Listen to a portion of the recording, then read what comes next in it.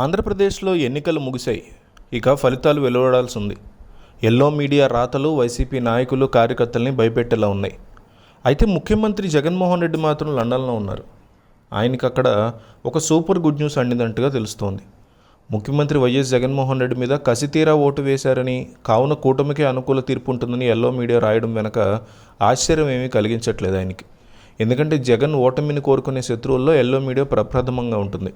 Yellow media తర్వాతే చంద్రబాబు, పవన్ కళ్యాణ్ అయినా. ఈ నేపథ్యంలో జగన్ మీద నిజంగానే జగన్ అంత కసితీరా ఉన్నారా అనే చర్చ ఉంది. కసితీరా ఓటు వేయడం అంటే 2019లో చంద్రబాబుకు వ్యతిరేకంగా ఓటేసినట్టు. కానీ ఇప్పుడు జగన్ పాలన మీద జనంలో ఎల్లో మీడియా రాస్తున్నంత కసేమీ లేదు. 2019లో జగన్కి 50% ఓటర్లు వ్యతిరేకంగా ఉన్నారని గుర్తుపెట్టుకోవాలి. అప్పట్లో చంద్రబాబుని జనం తీవ్రంగా రగిలిపోవడానికి ఆయన పాలనా వైఫల్యమే కారణం. కానీ జగన్ విషయంలో ఆ రకమైనటువంటి విమర్శలు లేవు. 2014లో ఎన్నికలకు ముందు చంద్రబాబు నేతృత్వంలోని కూటమి ప్రకటించిన మేనిఫెస్టో అమలు కేవలం 10 మార్కులు పడతాయి. ముఖ్యంగా రైతాంగం, మహిళలు, నిరుద్యోగ యువత, ఉద్యోగుల ఆగ్రహాన్ని చంద్రబాబు చొరగొన్నారు. 2019కి వచ్చేసరికి చంద్రబాబు తమ మేనిఫెస్టోని ఎవరికి కనిపించకుండా దాచిపెట్టారంటే ఆయన పాలన ఎంత దారుణంగా సాగిందో అర్థం చేసుకోవచ్చు. అందుకే అంతటి దారుణమైన ఫలితాన్ని 2019లో చంద్రబాబు మూట కట్టుకున్నారు. కానీ జగన్ పాలన అందుకు విరుద్ధంగా సాగింది. 2019లో నవరత్నాల పేరుతో ప్రకటించిన మేనిఫెస్టో 98% అమలు చేశారనడంలో అతిశయోక్తి లేదు. మద్యపాన నిషేధం, సిపిఎస్ రద్దు తదితర హామీల విషయంలో జగన్ ప్రభుత్వం దోషిగా నిలిచింది. సంక్షేమ పథకాలని కరోనా లాంటి విపత్కర కాలంలో ప్రజలకు ఎలాంటి ఇబ్బంది లేకుండా అందించారంటే జగన్ నిబద్ధత అర్థం చేసుకోవచ్చు అంటున్నారు ప్రజలు. తన పాలన నచ్చితేనే ఓటు వేయమని జగన్ అభ్యర్థించారు. ఇది ప్రభుత్వ సానుకూల ఓట్ల వెలువని వైసీపీ చేస్తున్న వాదన నిజమనేలా ఉంది.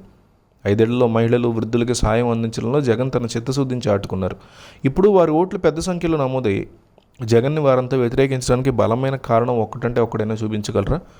జగన్ వ్యతిరేకించే మహిళలు, వృద్ధులు 2019లో కూడా ఉన్నారు.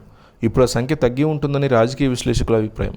తమ మేనిఫెస్టోకి ఆకర్షితులైన వారంతా బారులు తీరారని టీడీపీ, జనసేన నేతలు వాదిస్తున్నారు. చంద్రబాబు విశ్వసనీయత జనానికి బాగా తెలుసు. అధికారం కోసం చంద్రబాబు ఆకాశం నుంచి చంద్రబాబును కూడా తీసుకొస్తానని హామీ ఇస్తారని వారు చెప్తున్నారు. సీఎం చెప్పినట్టు ఎన్నికలు జగన్ విశ్వసనీయతకి, కూటమి కుట్రలకి మధ్య జరిగాయి.